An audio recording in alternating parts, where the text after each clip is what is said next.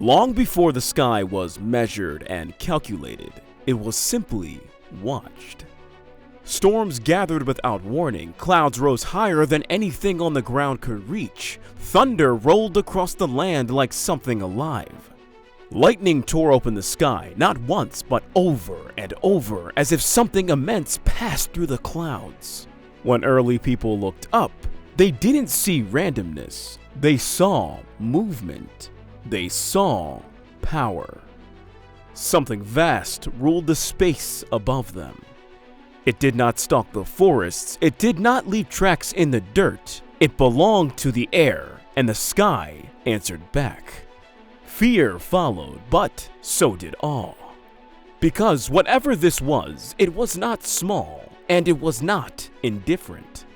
Across generations, stories formed around what people had seen. A colossal presence in the clouds, wings wide enough to carry storms, a being strong enough to command the sky itself. They called it the Thunderbird. A powerful name given to an incredible creature, the undisputed ruler of the air, a force of nature commanding the very sky itself. It is easily one of my favorite cryptids, and honestly, how could it not be? What's weird isn't that people told stories about the sky, it's how often they told the same one. Different lands, different cultures, different centuries, but they always describe something enormous, always rare, always distant, and always tied to storms. So to understand the Thunderbird, we have to start there.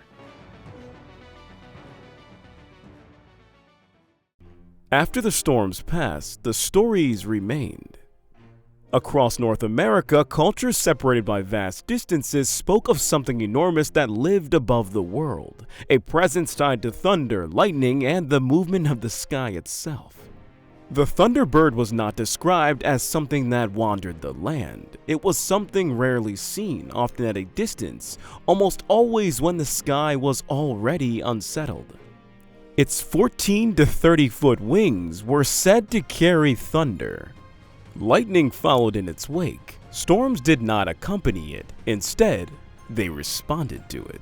What's interesting is not how dramatic these stories are, it's how restrained they tend to be. The Thunderbird is not some constant threat, it's not some creature that's actively hunting humans for food, and it's not just some monster lurking nearby.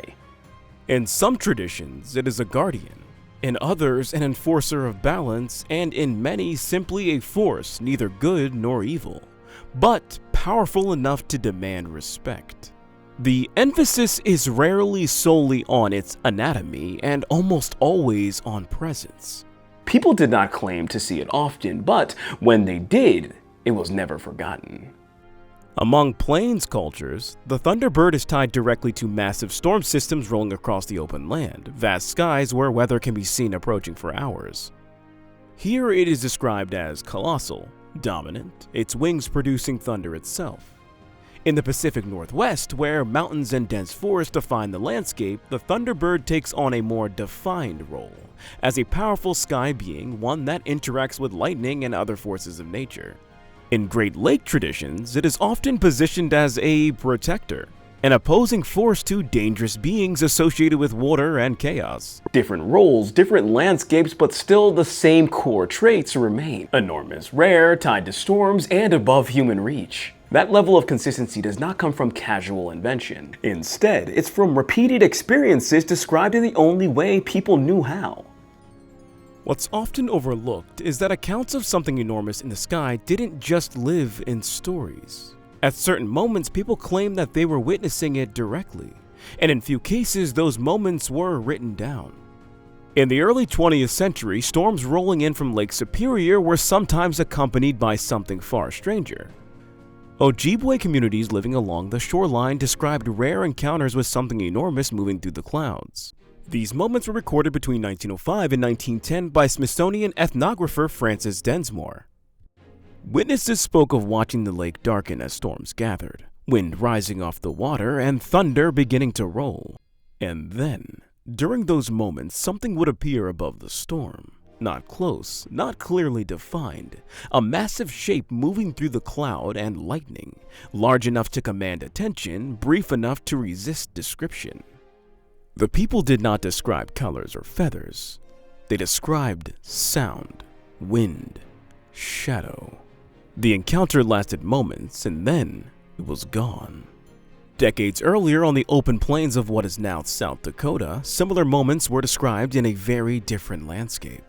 Between 1896 and 1914, physician and ethnographer James R. Walker recorded Lakota accounts while living among the community at Pine Ridge. Witnesses described watching storm fronts advance across the plains, clouds building on the horizon, wind flattening the grass, and of course thunder following behind.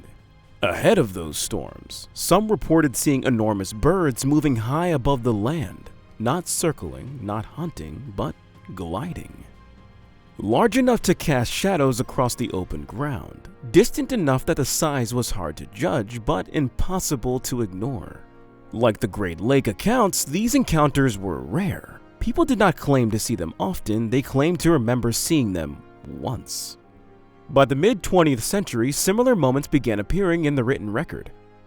Beginning in the late 1940s, residents living along the Mississippi River near Alton, Illinois, reported seeing enormous dark birds crossing the river above the bluffs.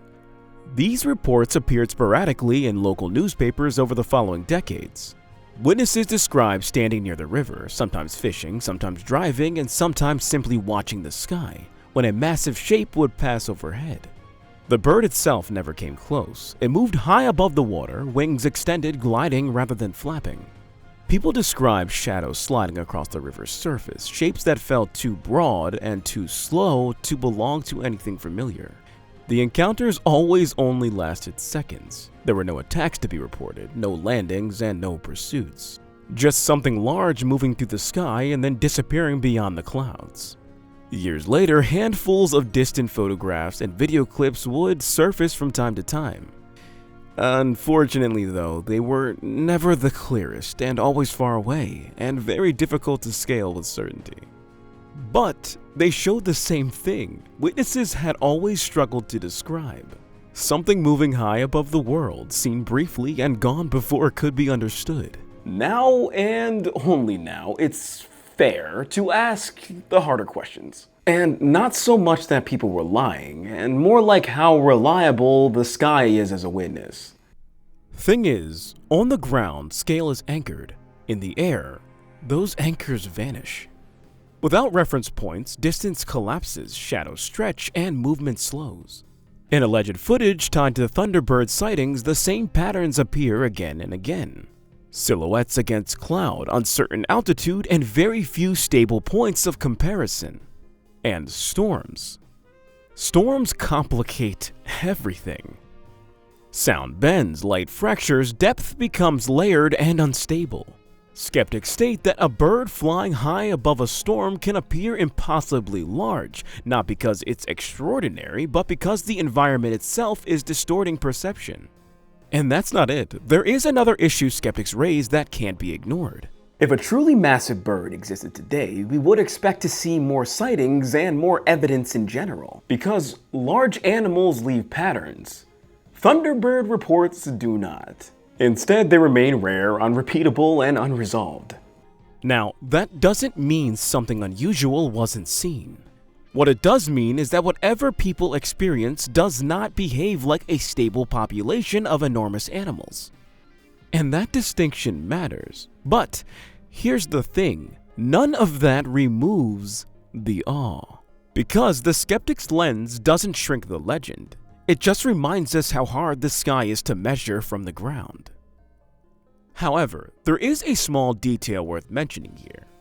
Now, it may not explain the Thunderbird, but adds context to why storms appear so often in these stories. Something that may not be widely known is that large birds do not shy away from storms. In fact, some actively seek the edges of them. Raptors, vultures, and seabirds are known to ride powerful air currents that form alongside storm fronts, using rising thermals and shifting winds to travel long distances with minimal effort.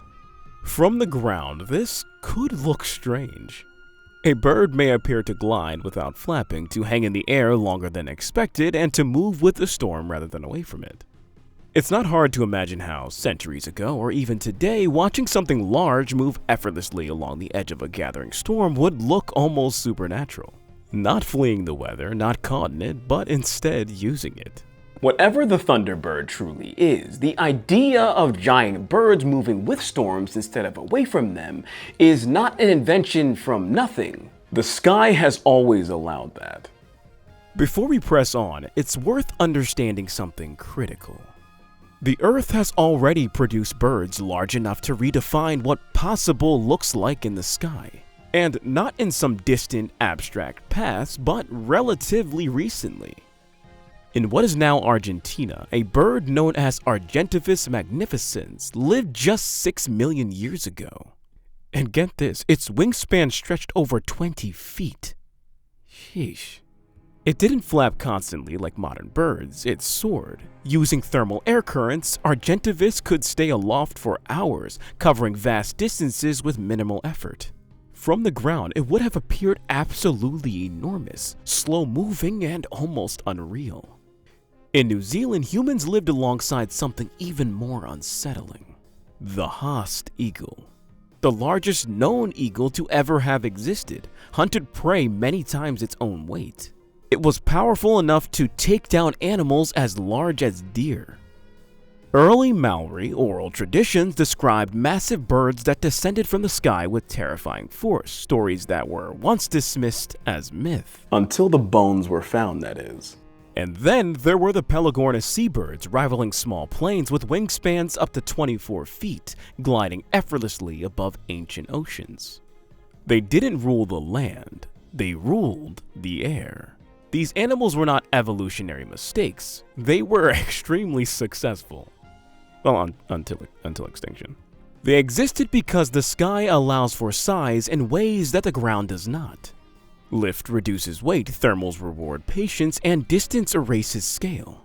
So, when we talk about enormous birds tied to storms, creatures that glide instead of flap, that appear briefly and disappear just as quickly, we're not talking about a biological impossibility. We're talking about something that the planet has done before. The question isn't whether the sky can hold giants, it's whether it still does. Now, you're still here, so I think it's safe to assume that at some point you felt it too. Not certainty, not fear, something quieter. The moment the storm passes and the sky feels wider and more alive than it did before. Legends like the Thunderbird do not survive because people were confused. They survive because people were paying attention. Because long before explanations came easily, the world still demanded respect. The sky still spoke loudly, and simply looking up was enough to remind us that we just don't sit at the center of everything. Maybe the Thunderbird is flesh and bone, maybe it isn't. But what matters is that when something vast moved overhead, people stopped, they watched, and they remembered. And even now, with satellites and forecasts and screens in our pockets, a storm can still silence a room. Thunder still shakes the chest, lightning still pulls the eyes upward, and for a brief moment, the world feels larger than our answers. Remember, the unknown isn't a failure of our understanding. In this case, it's a reminder of scale.